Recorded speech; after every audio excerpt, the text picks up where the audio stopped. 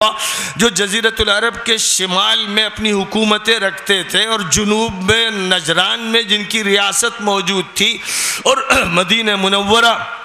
کی بستی میں بنو قینقاع کا یہودی قبیلہ تھا، بنو نذیر کا یہودی قبیلہ تھا، بنو قریظہ کا یہودی قبیلہ تھا۔ یہ سب کے سب نبی کے مخاطب تھے اور کل تک نبی کا انتظار کر رہے تھے۔ بائبل کہہ رہی تھی، تورات بول رہی تھی، انجیل گواہی دے رہی تھی کہ وہ نبی آئے گا جو دنیا کے لیے آخری نبی ہوگا اور جو ہدایت دے گا۔ ببلیکل لٹریچر میں اس کا مذاکرہ ہو رہا تھا، آپس میں تذکرے کرتے تھے کہ جب وہ نبی آئے گا تو اس کے ساتھ مل کر ہم حکمرانی کریں گے، ہم اس کا ساتھ دیں گے، ہم اس کے انتظار میں ہیں۔ کہا جاتا ہے کہ شام کی سرزمین سے اور یمن کی سرزمین سے صدیوں پہلے لوگ ہجرت کر کر کے مدینہ منورہ اس لیے آئے تھے کہ مدینہ منورہ کی جغرافیائی حیثیت کے تذکرے کے ساتھ ببلیکل لٹریچر میں یہ فرمایا گیا تھا کہ یہ وہ جگہ ہوگی جہاں آخری نبی کا ظہور ہوگا۔ اس امید میں اور اس توقع میں وہ آ کر بسے تھے قریب کے علاقوں میں اور مدینہ منورہ میں، لیکن افسوس، لعنت ہو منکروں پر، کافروں پر، جھوٹوں پر، ملونوں پر۔ فرمایا فَلَمَّا جَاءَهُمْ مَا عَرَفُوا كَفَرُوا بِهِ فَلَعْنَةُ اللَّهِ عَلَى الْكَافِرِينَ۔ جب وہ آ گیا نبی جس کو وہ خوب جانتے تھے، جس کا تذکرہ اولڈ ٹیسٹمنٹ میں تھا، نیو ٹیسٹمنٹ میں تھا، جس کا گوسپل آف دی جان میں وہ ذکر پڑھا کرتے تھے اور جس کا تذکرہ وہ پروفیسیز میں پڑھا کرتے تھے، اشعیاء نے کیا کہا، حبقیہ نے کیا کہا اور یرمیہ نے کیا کہا، ان کے نبیوں نے کیا خواب بتائے، کیا پیشین گوئیاں فرمائیں، کس آخری نبی کا چرچا و تذکرہ کیا، اس کو وہ پڑھتے تھے، اس کو گردانتے تھے، اس کے مذاکرے کرتے تھے اور نبی کو اس طرح پہچانتے تھے کہ یعرفونہ کما یعرفون ابناءہم، جیسے باپ بیٹے کو جانتا ہے ویسے وہ نبی کے بارے میں اپنی کتابوں کے حوالے سے جانتے تھے۔ لیکن فَلَمَّا جَاءَهُمْ مَا عَرَفُوا كَفَرُوا بِهِ، لیکن جب وہ آ گیا نبی جس کو وہ پہلے سے پہچانتے تھے تو اس کا انکار کیا۔ ظاہر ہے کہ یہ ظاہر ہے کہ ان کا انکار ضد کی بنیاد پر تھا، حسد کی بنیاد پر تھا، جلن کی بنیاد پر تھا، عناد کی بنیاد پر تھا، سیاسی بنیادوں پر تھا، اجارہ داری کی بنیادوں پر تھا، نفسانیت اور مادہ پرستی کی بنیادوں پر تھا۔ اس میں حقانیت کی کوئی کرن نہیں تھی، اور اسی کا نتیجہ وہ نکلتا چلا گیا کہ وہ نبی جو برپا ہوا تھا اس لیے کہ غالب آئے، وہ جو برپا ہوا تھا اس لیے کہ مکہ سے مدینہ آئے اور مدینے سے تبوک جائے، جو برپا ہوا تھا اس لیے کہ یمن سے بحرین تک اور جدہ سے تبوک تک اور پھر عراق سے شام تک اور ایران سے ترکستان تک اور مصر سے مراکش تک اور اسپین تک اور اس کے بعد پوری یورپین دنیا اور دنیا کے تمام بر اعظم جس کے زیر نگی آنے تھے، فیصلہ الہی تھا، تقدیر الہی تھی، لوح محفوظ میں لکھا تھا، فرشتوں کو اس کی اطلاع دی گئی تھی، جبرائیل امین یہ پیغام موسیٰ کے پاس لائے تھے، عیسیٰ کے پاس لائے تھے، محمد کے پاس لائے تھے، اور محمد عربی علیہ السلام نے کبھی قرآن کے الفاظ میں کبھی اپنی زبان میں اس حقیقت کو بیان فرما دیا تھا۔ وَالَّذِي أَرْسَلَ رَسُولَهُ بِالْهُدَى وَدِينِ الْحَقِّ لِيُظْهِرَهُ عَلَى الدِّينِ كُلِّهِ وَلَوْ كَرِهَ الْمُشْرِكُونَ۔ اللہ نے اپنے پیغمبر کو ہدایت دے کر اور رہنمائی دے کر دین برحق عطا فرما کر بھیجا ہی اس لیے ہے کہ وہ غالب آ جائیں، ان کے دین کو تمام مذاہب پر غالب کر دیا جائے۔ مسئلہ صرف نشر و اشاعت کا نہیں ہے، مسئلہ صرف ایک حلقہ بنانے کا نہیں ہے، مسئلہ کسی گروہ کے وجود میں لانے کا نہیں، مسئلہ انسانیت کو بانٹنے کا نہیں، مسئلہ پوری امت انسانیت کو ایک مرکز پہ لانے کا ہے۔ یہ مشن آخری نبی کو سونپا گیا، اور اسی مشن کے لیے انہوں نے مکے کو مدینے سے جوڑا، اور مدینے کے اوس و خزرج کو جوڑا، اور اوس و خزرج کو مکے کے قبائل سے جوڑا، اور پھر اس کے بعد پورے جزیرت العرب کو ایک اکائی بنا دیا، اور پھر یہی اکائی تھی جو اپنے اندر دوسروں کو ضم کرتی چلی گئی، ایک امت بنانے کی تیاری تھی، جس کے لیے قرآن میں اعلان تھا وَأَنَّ هَذِهِ أُمَّتُكُمْ أُمَّةً وَاحِدَةً وَأَنَا رَبُّكُمْ فَاعْبُدُونَ، تمہاری یہ امت ایک امت ہے، میں ہوں تمہارا رب، میری بندگی کرو۔ یہ تھا اعلان جو قرآن میں ایک مرتبہ نہیں بار بار کیا گیا، لہذا خوب یاد رکھا جائے۔ آج کی 21ویں صدی میں، عیسوی 21ویں صدی میں اور ہجری 15ویں صدی میں جو مسلمان موجود ہیں، یہ مسلمان بگڑے ہوئے، ٹوٹے ہوئے، تھکے ہوئے، ہارے ہوئے، بیمار، جیسے اس زمانے میں حضرت ابراہیم کی نسل بگڑ گئی تھی، اسماعیل کی نسل بگڑ گئی تھی، یعقوب کی نسل بگڑ گئی تھی، اس دور کے بگڑے ہوئے مسلمان بنی اسرائیل کہلاتے تھے۔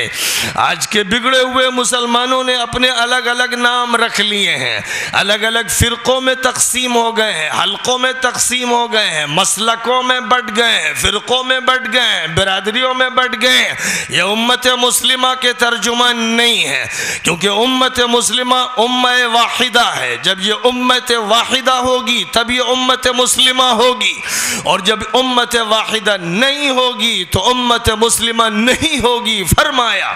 وَلَا تَكُونُوا كَالَّذِينَ تَفَرَّقُوا وَاخْتَلَفُوا مِن بَعْدِ مَا جَاءَتْهُمُ الْبَيِّنَاتُ وَأُولَئِكَ لَهُمْ عَذَابٌ عَظِيمٌ۔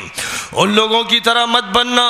اے مسلمانوں، ان لوگوں کی طرح مت بننا جو فرقوں میں بٹ گئے، اختلافات کی وجہ سے ٹوٹ گئے اور بکھر گئے۔ ان کے لیے اللہ کی طرف سے سنگین سزا کا انتظام ہے۔ اللہ کی طرف سے تقریباً 1450 سال پہلے یہ اعلان کر دیا گیا ہے کہ بکھری ہوئی ٹوٹی ہوئی امت کی اللہ مدد نہیں کرے گا، اور یہ امت ذلیل ہوگی، اس کو سزائیں دی جائیں گی۔ ہم اور آپ سب جانتے ہیں کہ 1948 سے اسرائیل کی سرزمین سے امت مسلمہ پر ایک ایسی طاغوتی طاقت کو مسلط کر دیا گیا ہے جو اس امت کو ذلیل کرنے پر لگی ہوئی ہے، اور اس امت کے ملک، اس امت کی حکومتیں، اس امت کے حکمران، اس امت کے طاقت کے لوگ، اس امت کی مالی وسائل اور اس امت کی تمام امکانات اس طاغوتی طاقت کے سامنے کوئی حیثیت نہیں رکھتے۔ یہ امت ظاہر ہے کہ اپنے اسی بکھراؤ اور تفریق کے نتیجے میں آج ذلیل ہے۔ اس کی 58 ملک UNO میں اپنے جھنڈے لہرا رہے ہیں، لیکن ان جھنڈوں کے پیچھے کوئی طاقت نہیں ہے، کوئی اقتدار نہیں ہے، کوئی حیثیت نہیں ہے، اور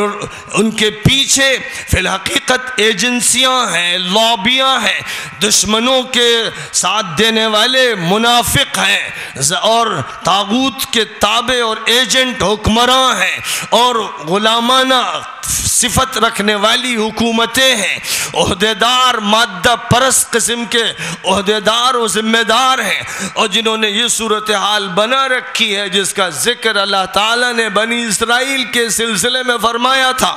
کہ اگر اللہ کے نظام کو کل کا کل 100% روئے زمین پر نافذ نہیں کیا جائے گا، یہ امت اس کی ذمہ داری نہیں سنبھالے گی، تو خدا تعالیٰ پھر اس امت کو ذلیل ہونے دے گا، رسوا ہونے دے گا، پٹنے دے گا۔ کھل کر کہہ دیا گیا تھا أَفَتُؤْمِنُونَ بِبَعْضِ الْكِتَابِ وَتَكْفُرُونَ بِبَعْضِ فَمَا جَزَاءُ مَنْ يَفْعَلُ ذَلِكَ مِنْكُمْ إِلَّا خِزْيٌ فِي الْحَيَاةِ الدُّنْيَا وَيَوْمَ الْقِيَامَةِ يُرَدُّونَ إِلَىٰ أَشَدِّ الْعَذَابِ وَمَا اللَّهُ بِغَافِلٍ عَمَّا تَعْمَلُونَ۔ اے لوگو، تم اللہ کی کتاب کے ایک حصے پر ایمان لاتے ہو اور ایک حصے کو چھوڑ دیتے ہو، جس چیز کو آسان سمجھتے ہو اسے لے لیتے ہو اور جس چیز کو چاہتے ہو نہیں لیتے ہو اور چھوڑ دیتے ہو، تو یاد رکھو اس کی سزا تمہیں یہ ملنی ہے کہ اس دنیا میں تمہیں ذلیل ہونا ہے، رسوا ہونا ہے، اور آخرت میں سنگین سزائیں دی جائیں گی، عذاب میں ڈالا جائے گا۔ کھلا ہوا اعلان ہے، کوئی ڈھکی چھپی بات نہیں ہے، اللہ کے یہاں لاگ لپیٹ نہیں ہوتی، اور نبی جو ترجمان ہوتے ہیں وہ بھی لاگ لپیٹ کی بات نہیں کرتے، وہ صاف یہ بتا رہے ہیں کہ نظام الہی کے لیے روئے زمین قائم کی گئی ہے، جو بھی چیزیں یہاں پیدا کی گئی ہیں خلافت آدم کے لیے، اور خلافت آدم کے عالمی ترجمان و وارث و جانشین حضرت محمد مصطفیٰ صلی اللہ علیہ وسلم ہے۔ اگر محمدی شریعت کو روئے زمین پر نافذ نہیں کیا جائے گا اور اس میں قطر بیعت کی جائے گی تو طے شدہ ہے، فیصلہ الہی ہے، قرآن کا بیان ہے، حکم ربانی ہے کہ دنیا میں ذلیل کیا جائے گا اور آخرت میں سنگین سزائیں دی جائیں گی۔ یہ اللہ کی طرف سے جب اعلان ہے تو اس کے علاوہ کسی اور چیز کی توقع کے کیا معنی ہیں؟ آپ یہ کیسے سمجھتے ہیں کہ آپ اسی صورتحال کے ہوتے ہوئے غالب آ جائیں گے؟ آپ کو عزت مل جائے گی، آپ کے سر پہ تاج رکھ دیا جائے گا، غیر آپ کو تسلیم کر لیں گے، مسجد اقصیٰ کے ساتھ چھیڑ چھاڑ نہیں ہوگی، کعبہ مقدسہ محفوظ رہے گا، حرمین شریفین کو آنچ نہیں آئے گی، دجالی نظام غالب نہیں آئے گا اور اسلامی نظام مغلوب نہیں ہوگا۔ اگر آپ یوں سوچتے ہیں کہ ان شرائط کے بغیر ایسا ہو جائے گا تو پھر محض ایک دھوکہ، محض ایک فریب، محض ایک مغالطہ نفس ہے۔ اس امت کو متحد ہونا ہے، یہ امت چاہے خوشی سے متحد ہو جائے یا ڈنڈے کھا کر متحد ہو، وقت کا مہدی متحد کرے، وقت کا خلیفہ متحد کرے، وقت کا امیر المؤمنین متحد کرے، وقت کا اسلامی نظام نافذ کرنے والا متحد کرے۔ جو شریف ہوتے ہیں وہ باتوں سے مانتے ہیں، جو رذیل و کمینے ہوتے ہیں وہ جوتوں سے مانتے ہیں۔ ظاہر ہے کہ انہیں ماننا ہے، اس کے بغیر چارے کار نہیں ہے۔ فرمایا تھا رسول پاک علیہ السلام، یہ بتایا گیا کہ پرشین امپائر کے ایمپیرر کو قتل کر دیا گیا اور زبان نبوت نے اعلان فرمایا کہ ذہب کسریٰ فلا کسریٰ بعدہ ولا یہلکن قیصر فلا قیصر بعدہ، کہ کسریٰ تو چلا گیا، اب کوئی کسریٰ کبھی ایران میں پیدا نہیں ہوگا، اور فرمایا کہ ہرقل جو رومن امپائر کا ایمپیرر ہے اس کا بھی خاتمہ ہو کر رہے گا، اور پھر کبھی تا قیامت کوئی ایمپیرر رومن امپائر کا پیدا نہیں ہوگا، پھر کوئی قیصر کے لقب کے ساتھ حکمراں نہیں آئے گا۔ آج 1450 سال ہو گئے ہیں، ہم دیکھ رہے ہیں کہ آسمان و زمین نبی کی حقانیت اور صداقت کی گواہی دے رہے ہیں، پوری انسانیت، پوری ہسٹری، تاریخ اور جغرافیہ اس بات کی گواہی دے رہے ہیں کہ زبان نبوت سے جو کلمہ حق نکل گیا اس کی سچائی میں کسی شبے کی گنجائش نہیں۔ ایران کی سرزمین پر کوئی کسریٰ پھر دم نہ مار سکا اور ایران اسلام کی گود میں دے دیا گیا، اور رومن امپائر کو پھر کبھی وجود عطا نہیں ہوا